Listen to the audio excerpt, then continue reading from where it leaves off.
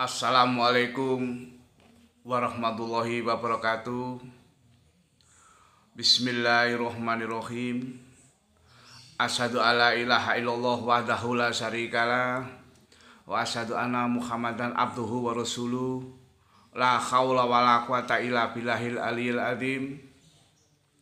Rabbi shrahli sadri wa yassir li amri wahlul 'uqdatam min lisani yafqahu qawli. Dengan rahmat, taufik dan hidayahnya, saya masih diberikan kesehatan oleh Allah Subhanahu wa Ta'ala pada detik hari ini. Pada segmen selanjutnya, materi yang akan saya bawakan adalah bekerja untuk ibadah. Orang Islam itu diperintah oleh Allah untuk bekerja. Amal itu juga termasuk. Ada perintah yang fardu ain, masing-masing orang harus mengerjakan hal yang sama. Contohnya, sholat, zakat, dan puasa. Meskipun itu laki-laki atau perempuan, atau yang sudah balik, dewasa dan orang tua, itu semua adalah kewajiban kita sebagai umat muslim untuk mengerjakan fardu ain. Ada yang fardu kifayah, menurutnya termasuk makom usaha. Masing-masing orang berkewajiban tidak sama.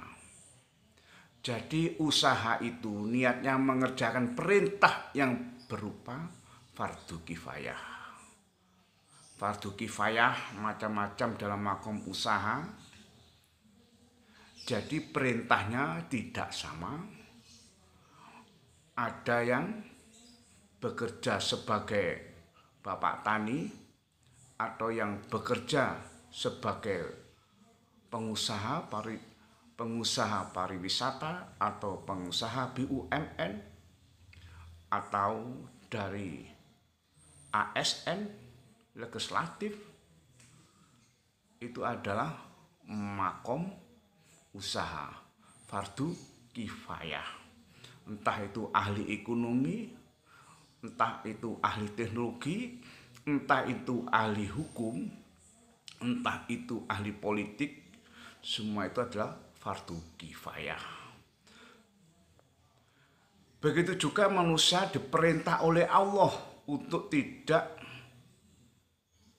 menggantungkan keberhasilan amal itu kepada amalannya. Meskipun amalannya itu dikiranya sudah baik, dikiranya sudah mencapai target dengan hitungan-hitungan tertentu, itu tidak bisa menggantungkan kepada amal. Segala usaha kita tidak bisa menggantungkan kepada amal. Artinya hasil dari amal itu jangan dikaitkan dengan pekerjaan yang dijalankan. Sudah terpisah. Amal juga amal, pekerjaan juga pekerjaan. Jadi kalau amal dikaitkan dengan pekerjaan, nanti orang itu bisa hitung-hitung amal. Jadi amal saya nanti bisa menjadikan kebaikan bagi saya. Nah, itu yang kurang bagus.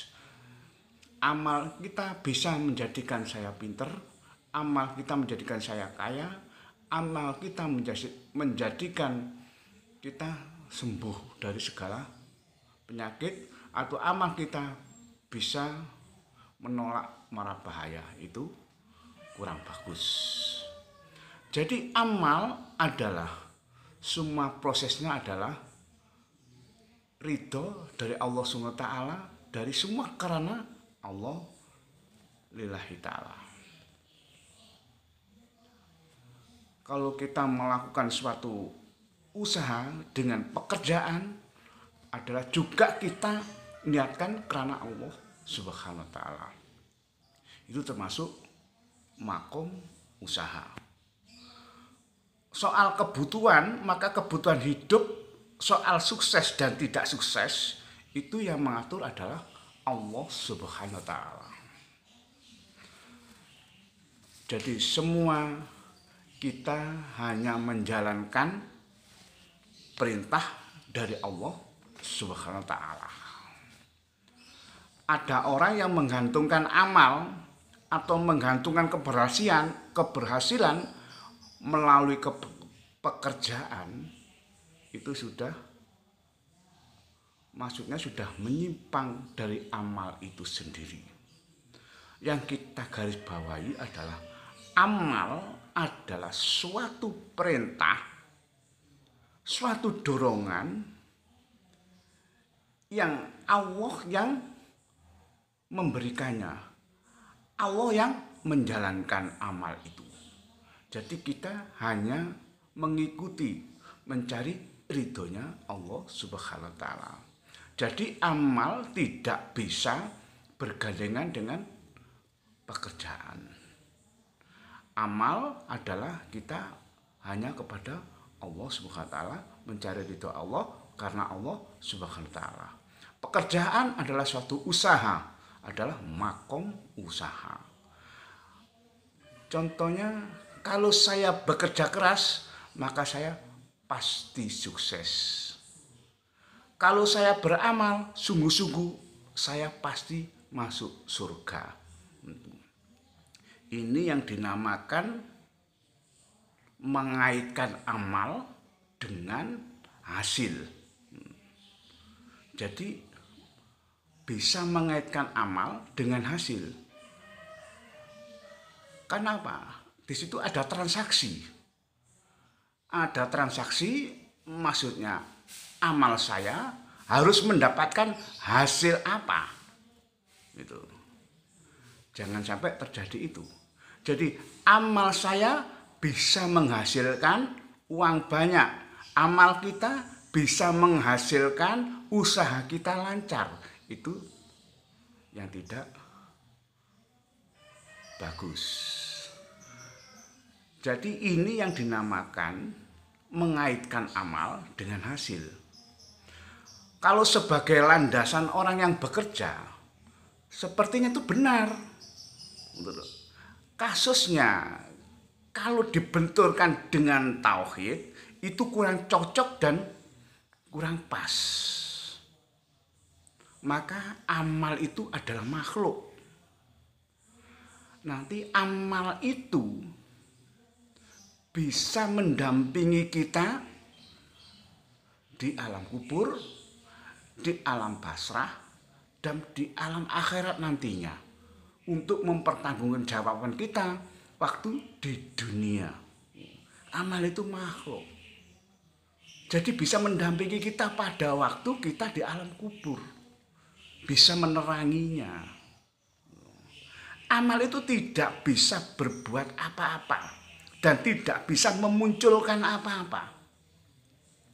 Tapi yang menurut keyakinan iman, sebab itu ciptaan Allah. Akibat juga ciptaan Allah. Jadi munculnya sebab ciptaan Allah, munculnya akibat juga ciptaan Allah. Bukan bekerja yang membuat orang itu sukses, tapi bekerja itu adalah ciptaan Allah juga. Amal juga ciptaan Allah, bekerja itu juga ciptaan Allah. Jadi soal kerja yang memerintah adalah Allah, karena pemberian dan bekerja itu berbeda macam-macam orang.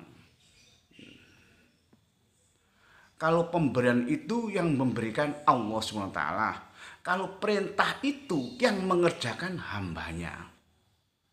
Jadi sudah disebutkan tadi, perintah ada wajib kifayah, ada perintah yang wajib ain atau fardu ain atau fardu kifayah. Karena pekerjaan itu hanya pemberian Allah. Itu yang memberikan Allah.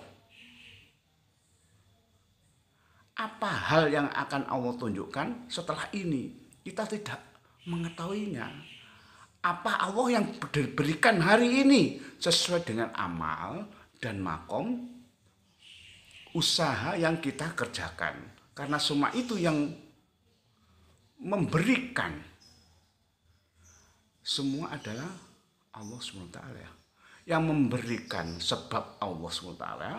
Yang memberikan akibat Allah SWT. Alhamdulillah. Cukup sekian pembahasan saya masalah ibadah dan pekerja. Bila ada kurang lebihnya, saya minta maaf sebesar-besarnya. Assalamualaikum warahmatullahi wabarakatuh.